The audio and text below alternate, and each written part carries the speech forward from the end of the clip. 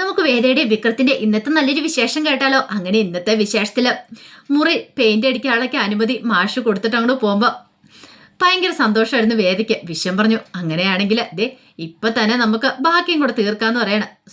അത് കേട്ട് കഴിഞ്ഞപ്പോൾ ശ്രീജ പറഞ്ഞു, അതെ, നമ്മൾ ഉത്സാഹിച്ച് ജോലി ചെയ്യുവാണെങ്കിൽ ചിലപ്പോൾ വൈകുന്നേരത്തോടെ തീർക്കാൻ പറ്റുമായിരിക്കും. വേദ പറഞ്ഞു, അതെ, കാരണം എത്രയും പെട്ടെന്ന് തീർക്കുവാണെങ്കിൽ അത്രയും നല്ലതാണല്ലോ. ഈ സമയത്ത് നന്ദിനിക്ക് ഒട്ടും സഹിച്ചില്ല. നന്ദിനി മുറിയിലേക്ക് കയറി വരിക. വിനായകൻ എന്തൊക്കെയോ കണക്കൂട്ടലുകളൊക്കെ നടത്തിക്കൊണ്ടിരിക്കുകയാണ്. പേനയും പേപ്പറും എടുത്ത് ഭയങ്കര എഴുത്തും കുത്തുവാണ്.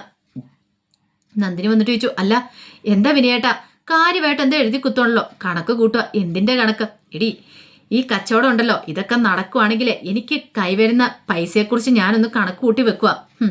അതെ, ഇതൊക്കെ വെറും മനക്കണക്കല്ലേ. യഥാർത്ഥത്തിലുള്ള കണക്കൂട്ട്, ബിസിനസിന്റെ കണക്കൂട്ടലുകളൊക്കെ അവിടെ ഏതാണ്ട് തുടങ്ങിക്കഴിഞ്ഞെന്ന് പറയണേ. ബിസിനസിന്റെയോ? ഇനി അവിടെയാണ് ശരിക്കും കണക്കൂട്ടലുകളൊക്കെ നടക്കാനായിട്ട് പോകുന്നത്. വിനയണ്ട് ഇത് വലുതും അറിയുന്നുണ്ടോ? നീ എന്തൊക്കെയാടി പറയണേ? അവിടെ വിക്രത്തിന്റെ മുറി ഉണ്ടല്ലോ, അത് പെയിന്റ് ചെയ്തോണ്ടിരിക്കുക. പെയിന്റ് ചെയ്യാൻ തുടങ്ങുന്ന ആര്? അച്ഛൻ പറഞ്ഞെന്താ, അത് സ്മാരകമായിട്ട് അവിടെ നിലനിൽക്കണം. ഒരു കാരണവശാലും ആ മുറി പണിയുണ്ടെന്നല്ലേ.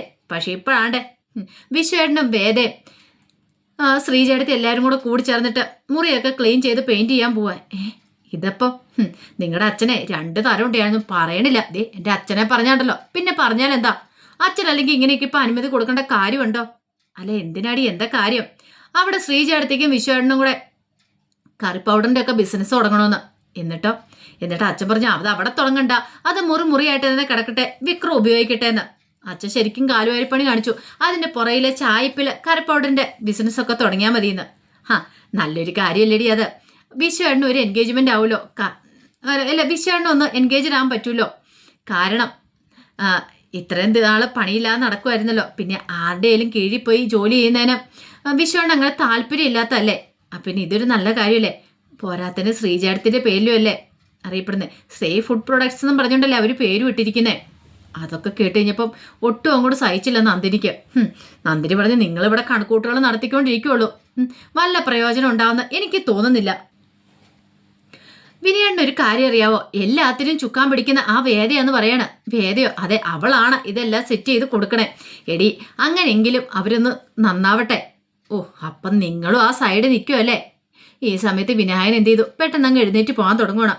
അപ്പോഴേക്കും നന്ദിനി ചോദിച്ചു, അല്ല നിങ്ങളിത് എങ്ങോട്ട് പോന്നു? അല്ല, അവര് പെയിന്റടിയും പരിപാടികളൊക്കെ അല്ലേ, അപ്പം ഞാനൊന്ന് പോയി കൂടാൻ ഓർത്തു. ദേ ഇവിടെ നിന്ന് ഇറങ്ങിയിട്ടുണ്ടെങ്കിൽ ഞാൻ മുട്ടുകാല് തല്ലി ഓടിക്കും. നീ എന്താണ് ഇങ്ങനെ? കാര്യം പുറത്ത് ഇറങ്ങിക്കഴിയുമ്പം നിങ്ങൾ എന്തേലും പറഞ്ഞാൽ ഞാൻ അതൊക്കെ കേട്ട് മിണ്ടാതിരിക്കും.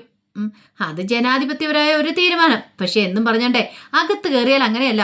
ഞാൻ പറയുന്ന മര്യാദയ്ക്ക് അനുസരിച്ചോണം. അറിയാലോ എൻ്റെ സ്വഭാവം.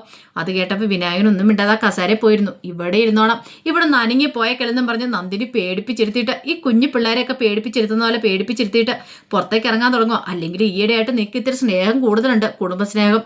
എടി, അത് കുടുംബത്ത് നിൽക്കുന്നോണ്ടാ. പിന്നെ കുടുംബത്ത് നിൽക്കുന്നോണ്ട് നിങ്ങൾ അത്രയ്ക്ക് അങ്ങോട്ട് സ്നേഹമൊന്നും കാണിക്കണ്ട. പറഞ്ഞത് കേട്ടല്ലോ എന്നും പറഞ്ഞ് ദേഷ്യപ്പെട്ട് അങ്ങോട്ട് ഇറങ്ങിപ്പോയി പുറത്തേക്ക്.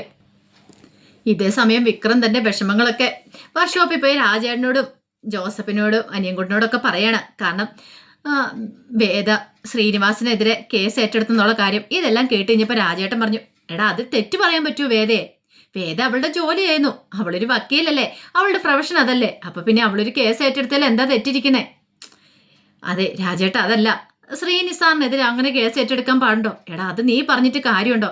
ദേ ശ്രീനിസാർ എങ്ങാനും കുടുങ്ങിയിട്ടുണ്ടെങ്കിൽ, എടാ തെറ്റ് ചെയ്തിട്ടുണ്ടെങ്കിൽ ഉറപ്പായിട്ട് എന്തെങ്കിലും ശിക്ഷ കിട്ടുമായിരിക്കും. പിന്നെ ഇതിനകത്തൊക്കെ നീ ചിലപ്പോൾ പെട്ട് കാണുമല്ലോ. അങ്ങനെ ഒരു സാഹചര്യം ഉണ്ടായിട്ടുണ്ടെങ്കിൽ ഉറപ്പായിട്ടും ശ്രീനിസാറിനെ ഞാൻ കൊടുക്കില്ല. ശ്രീനിസാറിന്റെ കേസ് ഞാനങ്ങോട്ട് ഏറ്റെടുക്കും. ഞാനാ എല്ലാ തെറ്റുകളും ചെയ്തെന്ന് പറയും. രാജേട്ടൻ പറഞ്ഞു, നീ എന്ത് വിഡ്ഢിതരോടെ പറയണേ? അങ്ങനെ എന്തെങ്കിലും സംഭവിച്ചിട്ടുണ്ടെങ്കിൽ നീ ഒരു കാര്യം ചെയ്താൽ മതി, മാപ്പ് സാക്ഷിയായാൽ മതി. ചെയ്ത കാര്യങ്ങളൊക്കെ ഏറ്റുപറഞ്ഞ്, ശ്രീനിസാർ ചെയ്ത കാര്യങ്ങളൊക്കെ ഏറ്റുപറഞ്ഞ് മാപ്പ് സാക്ഷിയാവുന്നതായിരിക്കും നല്ലത്. ഞാനോ? പിന്നല്ലാതെ. എടാ, നിനക്ക് ആ കൊച്ചിനെ കുറിച്ച് നന്നായിട്ട് അറിയാലോ. നിന്റെ കുടുംബത്തില് പല മാറ്റങ്ങളും കൊണ്ടുവരാനായിട്ട് അവളെ കൊണ്ട് സാധിച്ചിട്ടുണ്ട്. ഇപ്പൊ തന്നെ നീ മലയ്ക്കോ മാറിയിട്ടു. പിന്നെ നിന്റെ ചേട്ടന്റെ കാര്യം തന്നെ എടുത്തു നോക്കിയേ. നിന്റെ ചേട്ടന് വേണ്ടിയിട്ട് ഒരു ബിസിനസ് തുടങ്ങാനൊക്കെ ആയിട്ട്, അതോടൊപ്പം തന്നെ വേറെ പല കാര്യങ്ങളും ചെയ്തില്ലേ കുടുംബത്തില്. അപ്പൊ പിന്നെ അവളെപ്പോലെ നല്ല പെൺകുട്ടി. അപ്പൊ അവള് മനസ്സിൽ കരുതുന്നത് എന്താ? തന്റെ ഭർത്താവിനെ നേർവഴിക്ക് നടത്തണം എന്നല്ലേ. അപ്പൊ നീ എതിര് നിൽക്കില്ല. അത് പിന്നെ രാജേട്ട, വേറെ എന്ത് കാര്യമാണെങ്കിലും എനിക്ക് പ്രശ്നമില്ലായിരുന്നു. പക്ഷെ ശ്രീനിസാറിനെതിരെ, എടാ നീ അങ്ങനെ വിചാരിക്കുക പോലും വേണ്ട. ഈ പറയുന്ന തേറാട്ട് ശ്രീധരൻ കൊണ്ട് ഒരു വക്കാലത്ത് കൊടുത്തു. അത് വേദ ഏറ്റെടുത്തു. അപ്പോഴേക്കും അവിടെ നിന്ന് ജോസഫ് പറഞ്ഞു, ചിലപ്പം വേദ അല്ലായിരുന്നെങ്കിൽ വേറെ ഏതെങ്കിലും വക്കീൽ ഏറ്റെടുത്തേനും. അപ്പം ചക്രവാണി വക്കീൽ എന്താണ് വിശ്വാസം വേദയ്ക്ക് കൊടുക്കാനായിരുന്നു. വേദ അത്ര മിടിക്കാണല്ലേ അതിനകത്തുനിന്ന് അറിയാൻ കഴിഞ്ഞിരിക്കുന്നേ. എടാ നീ ധൈര്യമായിട്ടിരിക്കുക, അവളും മിടിക്ക് കുട്ടിയാ, നീ പേടിക്കൊന്നും വേണ്ട. ഒരുപക്ഷെ നിന്റെ ജീവൻ എന്തെങ്കിലും ആപത്തോ അല്ലെങ്കിൽ നിനക്ക് എന്തെങ്കിലും തട്ടുകേട് സംഭവിക്കുമെന്ന് പറഞ്ഞാൽ ഉറപ്പായിട്ടും അവൾ ഈ കേസിൽ നിന്ന് പിന്മാറുക തന്നെ ചെയ്യും. അവൾ അങ്ങനെയും ചെയ്യാനും പോകുന്നില്ല. അനിയൻകുട്ടൻ പറഞ്ഞു, അതിന്റെ കാരണം എന്താണെന്നറിയോ? നിന്നോട് അവൾക്ക് കടുത്ത പ്രണയവാടാ വിക്രം. എന്തേ നീ മല ചവിട്ടിയിട്ട് വന്നു കഴിയുമ്പോഴേ നിങ്ങൾ രണ്ടുപേരും കൂടെ ശരിക്കും ഒന്നുകൂടെ അങ്ങോട്ട് അടിച്ചു പൊളിച്ച് ജീവിതം ആസ്വദിക്കും. എനിക്കത് ഉറപ്പുണ്ട്. അത്രയ്ക്ക് സ്നേഹമാണ് അവൾക്ക് നിന്നോട്. അത് അവളുടെ കണ്ണു നോക്കിയാൽ നമുക്ക് അറിയാനായിട്ട് സാധിക്കും എന്നൊക്കെ പറഞ്ഞു. അത് ഓർത്ത് കഴിഞ്ഞപ്പോൾ വിക്രം വേദയെക്കുറിച്ച് ഇങ്ങനെ ഒന്ന് ചിന്തിക്കുകയാണ്. കാരണം ശരിയാ അവർ പറയുന്നത് 100% സത്യമായിട്ടുള്ള കാര്യമൊന്നും വിക്രത്തിനും അറിയാം. ഈ സമയം വേദയും ശ്രീജയും വിശ്വമൊക്കെ കാര്യമായിട്ടുള്ള പണിയിലായിരുന്നു. അങ്ങനെ അവർ പെയിന്റ് ചെയ്ത് തുടങ്ങിയിട്ടുണ്ടായിരുന്നു. ഈ സമയം ശ്രീജ പറഞ്ഞു, ഞാൻ ഒരിക്കലും പ്രതീക്ഷയില്ല വിശ്വേട്ടന് ഇത്ര മാറ്റം ഉണ്ടാവുന്നു. വിശ്വേട്ടൻ ഇങ്ങനെ ജോലിയൊന്നും ചെയ്ത് ഞാൻ ഇതിലേട്ടും കണ്ടിട്ടില്ല.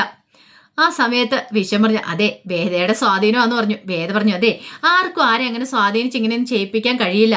അതൊക്കെ ഓരോ മനുഷ്യർക്കും തോന്നണം. നമ്മൾ എത്ര സ്വാധീനിച്ചെന്ന് പറഞ്ഞാലും അവരവരുടെ മനസ്സിൽ തോന്നിയാൽ മാത്രം അവരോരോരോ കാര്യങ്ങൾ ചെയ്യത്തുള്ളൂ. അത് കേട്ടൻ വിശ്വം പറഞ്ഞു, അത് ശരി തന്നെയാ. കാരണം ഈ മുറി ശരിയാക്കണമെന്ന് എനിക്ക് ഭയങ്കര ആഗ്രഹം ഉണ്ടായിരുന്നു. വിക്രത്തിന്റെ മുറിയല്ലേ, അതാ അതുകൊണ്ടല്ലേ വിശ്വേട്ടൻ അപ്പം ചെയ്യാൻ കൂടിയതാ. അതെ ഇതിങ്ങനെ കിടക്കുന്നുണ്ട് എനിക്ക് ബുദ്ധിമുട്ടുണ്ടായിരുന്നു. അപ്പോഴേക്കും വേദ പറഞ്ഞു, അതുകൊണ്ടായിരിക്കും നേരത്തെ ഉണ്ടായിരുന്ന ജോലിയിൽ അവരോട് കുറച്ച് പൈസ കടം ചോദിച്ചേ. അങ്ങനെയാ. ആ പൈസ കിട്ടുമായിരുന്നെങ്കിൽ ഉറപ്പായിട്ട് ഞാൻ വിക്രത്തിന്റെ മുറി ശരിയാക്കി എടുത്തേനും. പക്ഷെ എല്ലാം അങ്ങനെ സംഭവിച്ചു പോയില്ലേ. അപ്പോഴേക്കും കമല അങ്ങോട്ട് വന്നു. കമല വന്നിട്ട് പറഞ്ഞു, അതെ എല്ലാവരെയും കൂടെ ഊണ് കഴിക്കാൻ വിളിക്കുന്നുണ്ട് അച്ഛൻ, കഴിക്കാനിരിക്കുമെന്ന് പറയണം. ആ സമയം വിശ്വം പറഞ്ഞു, അമ്മേ ഒരു ഇത്തിരി സമയം ഇതൊന്ന് തീർത്തോട്ടെ എന്ന് പറയാം. ശ്രീജ പറഞ്ഞു, അതവിടെ വെക്കു വിശ്വേട്ടാ, ഇനി കഴിച്ചിട്ട് വന്നിട്ട് നമുക്ക് ബാക്കി ചെയ്യാം. കഴിച്ചിട്ട് 1 മണിക്കൂർ റെസ്റ്റും കഴിഞ്ഞിട്ട് വന്നാൽ മതി എന്ന് വേദ പറഞ്ഞു. അങ്ങനെ കമല അങ്ങോട്ടേക്ക് പോയി. ഇത്തിരി കഴിഞ്ഞപ്പോഴത്തേനും വേദ എന്ത് ചെയ്യുകയാണ്, വിക്രത്തെ വിളിക്കുകയാണ്. വിക്രത്തെ വിളിച്ചിട്ട് ഇത് എവിടെയാ, എന്തിനാ? അല്ല അച്ഛൻ ഊണ് കഴിക്കാൻ വിളിക്കുന്നുണ്ട്. എന്നെയോ? വെറുതെ നുണ പറയരുത്. അതെ മക്കളെല്ലാവരെയും കൂടെ ഊണ് കഴിക്കാൻ വിളിച്ചേ. മക്കളെന്ന് പറയുമ്പോൾ അത് വിക്രം അതിനകത്ത് പെടുമല്ലോ, അതുകൊണ്ട് ഊണ് കഴിക്കാണ്ട് ഞാൻ വിളിച്ചത്. അല്ല ഞാനിപ്പം വേറെ സ്ഥലത്താ. എവിടെയാണെങ്കിലും ശരി പെട്ടെന്ന് വരണം, ഒരു 5 മിനിറ്റ് അതിനുള്ളിൽ തന്നെ വന്നേക്കാന്ന് പറയണം. അങ്ങനെ വേദ ഫോൺ വെച്ച് കഴിഞ്ഞപ്പോഴത്തേനും വിക്രം നേരെ വീട്ടിലേക്ക് പോരുകയാണ്. വിക്രത്തിന് ഭയങ്കര സന്തോഷം ഉണ്ടായിരുന്നു. കുറച്ച് നാളുകൾക്ക് ശേഷമാണ് ഇങ്ങനെയുള്ള സന്തോഷമൊക്കെ ഉണ്ടാവുന്നത്. അങ്ങനെ കുറേ സമയം കഴിഞ്ഞപ്പോഴത്തേനും വിക്രം വന്നു. ഈ സമയത്ത് വേദ അങ്ങോട്ട് ഇറങ്ങിച്ചിട്ട് പറഞ്ഞു, നല്ലയാളാ. ഇതാണോ പറഞ്ഞേ 5 മിനിറ്റ് കൊണ്ട് വരാൻ തൊട്ട് 1/2 മണിക്കൂറായല്ലോ. അല്ല നീ ആഹാരം കഴിച്ചില്ലേ? പിന്നെ ഞാൻ കഴിക്കാതിരിക്കാൻ പറ്റുമോ? എനിക്ക് വിശക്കുന്നുണ്ടായിരുന്നു പറഞ്ഞു. ഓ പിന്നെന്താ, ഞാൻ കഴിച്ചോളാം എന്ന് പറയണ. ഇങ്ങോട്ട് വാ ഞാൻ വിളമ്പിത്തരാന്ന് പറയണ. ആ സമയത്ത് വിക്രം കയറാൻ തുടങ്ങുമ്പോഴത്തേനും വേദ ചോദിച്ചു, അല്ല ഇതൊന്നും കണ്ടില്ലെന്ന് ചോദിക്കും. ഏത്? അപ്പോഴാണ് വിക്രം അങ്ങോട്ട് നോക്കിയത്. തൻ്റെ ചായപ്പിലെ മുറി അതൊക്കെ പെയിന്റ് ചെയ്തിരിക്കുന്നു. ഇതെങ്ങനെ സംഭവിച്ചു? അതൊക്കെ സംഭവിച്ചെന്ന് പറയണം. ഈ വേദ വിചാരിച്ചാലാ സംഭവിക്കാൻ ബുദ്ധിമുട്ട്. അല്ല അപ്പൊ അച്ഛൻ്റെ തീരുമാനം മാറ്റുമോ? എൻ്റെ സ്മാരകമായിട്ട് വെച്ചിരിക്കുമെന്ന് പറഞ്ഞിട്ട്. അതെ സ്മാരകമായിട്ട് വെച്ചിരിക്കുമായിരുന്നു. പക്ഷെ ഇപ്പോഴങ്ങനെയല്ല. ദേ കത്തിപ്പോയ കട്ടിലിനൊക്കെ പാരമായിട്ട് അപ്പുറം കിടക്കുന്ന ആ ഫർണിച്ചറൊക്കെ എടുത്തിട്ടോളാനും പറഞ്ഞിട്ടുണ്ട്. അങ്ങനെ അതിഗംഭീരമായിട്ടാണ് വിക്രസ്വാമി ഇനി ആ മുറിയിലേക്ക് പോയി കിടക്കാൻ പോണേന്നൊക്കെ പറഞ്ഞു. ആ സമയത്ത് ശ്രീജ അങ്ങോട്ടേക്ക് ഇറങ്ങി വന്നു. ശ്രീജ വന്നിട്ട് ചോദിച്ചു, അല്ല ആഹാരം കഴിക്കാൻ വരുന്നില്ലേന്ന് ചോദിക്കുകയാണ്. ദേ കഴിക്കണമെന്ന് പറയാം. ദേ വേദ നീയും വന്ന് കഴിക്കുക. അപ്പം നീ കഴിച്ചെന്ന് പറഞ്ഞോ? അതെ വിക്രസ്വാമി പട്ടിണി ഇരിക്കുമ്പോൾ എനിക്ക് കഴിക്കാൻ പറ്റുമോ? ഒന്നുമില്ലെങ്കിൽ ഒരു സ്വാമിയല്ലേ, പെട്ടെന്ന് വന്ന് കഴിക്കണം. കഴിച്ചിട്ട് കുറേ ജോലിയുള്ളതാ, ബാക്കിയും കൂടെ പെയിന്റ് ചെയ്യണം. പിന്നെ വൈകുന്നേരം നമുക്ക് ക്ഷേത്രത്തിൽ പോകണം. ക്ഷേത്രത്തിൽ പോകാനോ? എന്തിനാ? ക്ഷേത്രത്തിൽ എല്ലാവരും എന്തിനാ പോകുന്നത്? പ്രാർത്ഥിക്കാൻ. രാവിലെയും വൈകുന്നേരം പോകണം. മലയ്ക്ക് പോകാൻ മാല ഇട്ടുണ്ടെങ്കിലേ ക്ഷേത്രത്തിൽ പോകാതിരിക്കാൻ പറ്റില്ല. ശ്രീജ ഇങ്ങനെ വേദയെ നോക്കി. വേദ ശ്രീജയെ നോക്കി ഒന്ന് കണ്ണിറുക്കി. ശ്രീജയ്ക്ക് മനസ്സിലായ കാര്യം. പിന്നീട് വേദ പറഞ്ഞു, ബാ ശ്രീജ അടുത്തെന്ന് പറഞ്ഞുകൊണ്ട് വിളിച്ചുകൊണ്ട് പോവാണ്. ആ സമയത്ത് വിക്രം ഒന്ന് ചിരിച്ചു. വിക്രത്തിന് ഭയങ്കര സന്തോഷമായി. കുറച്ച് കഴിഞ്ഞപ്പോൾ ശ്രീകാന്ത് വാസവന് വേണ്ടി കാത്തു നിൽക്കുവാണ്. അങ്ങനെ വാസവൻ അങ്ങോട്ടേക്ക് വന്നു. ഈ സമയത്ത് വാസവ ശ്രീകാന്തിനോട് ചോദിച്ചു, അല്ല എന്താ എന്നെ കാണണമെന്ന് പറഞ്ഞേ? അല്ല വിക്രത്തിന്റെ കാര്യം എടുത്തൊരു തീരുമാനം എടുക്കാൻ. ശ്രീനിവാസനെ കാണാൻ പോയിട്ടൊന്നും നടന്നില്ലല്ലേ? ഇല്ല നടന്നില്ല എന്ന് പറയാം. അല്ല എനിക്ക് മനസ്സിലാകാത്തൊരു കാര്യം, ഈ വിക്രത്തെ നിങ്ങൾ എന്തിനാ ശത്രുവായി കണ്ടിരിക്കുന്നത്? നിങ്ങളുടെ പെങ്ങളുടെ ഭർത്താവല്ലേ, അയാളുമായിട്ട് എന്താ പ്രശ്നം? ഇത് കേട്ടതും പെട്ടെന്ന് അവൻ ശ്രീകാന്തി ആടി കയറി പറഞ്ഞു, അത് പിന്നെ അറിയാലോ, എൻ്റെ പെങ്ങളെ അവൻ കല്യാണം കഴിച്ച് എനിക്ക് ഇഷ്ടപ്പെട്ടില്ല. ഈ സമയം വാസവൻ പറഞ്ഞു, അത് കൊള്ളാം, എനിക്ക് വിക്രത്തോട് ദേഷ്യമുണ്ട്. അതിനുള്ള പണി ഞാൻ അവന് കൊടുക്കുക തന്നെ ചെയ്യും. അതൊരിക്കലും ഇല്ലാതാവാൻ പോകുന്നില്ല. പക്ഷേ എങ്കിൽ ഇതൊന്നും അല്ലല്ലോ നിങ്ങൾ തമ്മിലുള്ള പ്രശ്നം. നിങ്ങളുടെ പെങ്ങളെ കല്യാണം കഴിച്ചുകൊണ്ട് മാത്രം അവനോട് ദേഷ്യം തോന്നേണ്ട കാര്യം നിങ്ങൾക്കില്ല. അതൊന്നും അല്ല കാര്യം.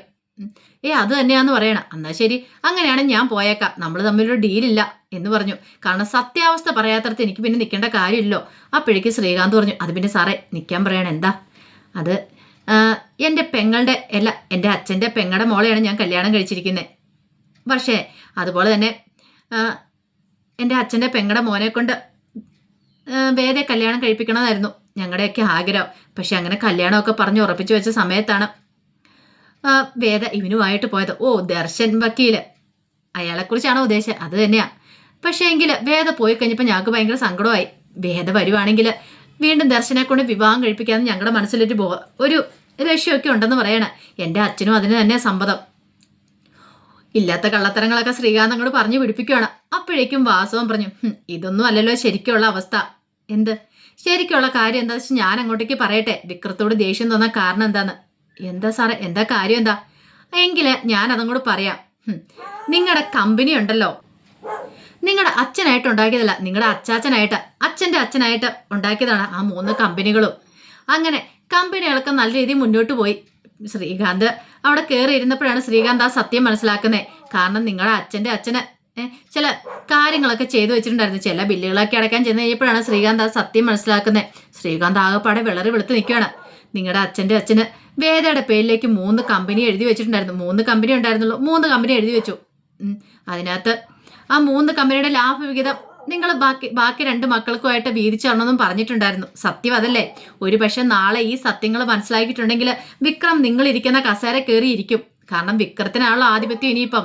കാരണം വേദയുടെ പേരിലുള്ള കമ്പനിയാണ്. ഇനിയിപ്പം വിക്രം അവിടെ കയറിയിരിക്കും. അത് ഭയന്നിട്ടല്ലേ നിങ്ങൾ അവനെ ഇല്ലാതാക്കാൻ ശ്രമിക്കണേന്ന് ചോദിക്കുക. അത് കേട്ട് കഴിഞ്ഞപ്പോഴത്തേനും വല്ലാത്തൊരു ഞെട്ടലായിപ്പോയി ശ്രീകാന്തിന്. സത്യാവസ്ഥ അതാ. അങ്ങനെയാണ് ഇനി പറ, അവൻ്റെ കാര്യത്തിൽ നമ്മളൊരു തീരുമാനം എടുക്കുകയാണെങ്കിൽ എനിക്ക് ഇതിനകത്ത് എന്താ ലാഭം? എനിക്ക് എന്ത് നിങ്ങൾ തരും? അത് കേട്ട് കഴിഞ്ഞപ്പോഴത്തേനും ഒരു നിമിഷം ഒന്ന് ആലോചിച്ചിട്ട് പറഞ്ഞു, അത് പിന്നെ ഞാൻ അങ്കിളുമായിട്ടൊന്ന് ആലോചിച്ച് നോക്കിയിട്ട് വർഷയുടെ അച്ഛനുമായിട്ട് ശരി ആലോചിച്ചിട്ട് പറഞ്ഞാൽ മതി എന്ന് പറയാണ്. അങ്ങനെ അവർ തമ്മിൽ ഒരു ഡീലിങ്സും കാര്യങ്ങളൊക്കെ ഉണ്ടാക്കുക. അതേസമയം പെയിന്റിങ് പണിയൊക്കെ മുറി പൂർത്തിയായി. എല്ലാവരും അടുത്തിട്ടുണ്ടായിരുന്നു. ഇനി അവിടെ എല്ലാം ക്ലീൻ ചെയ്യണം. ആ സമയത്ത് വേദ പറഞ്ഞു, നമുക്ക് നന്ദിനി അടുത്തേ വിളിക്കാം. ശ്രീജ പറഞ്ഞു, പിന്നെ നന്ദിനിയെ വിളിച്ചാൽ നന്ദിനി വരുമെന്ന് തോന്നുന്നുണ്ടോ? വരുത്താന്നേ, അതിനുള്ള വഴിയൊക്കെ ഉണ്ട്. എന്ത് വഴി?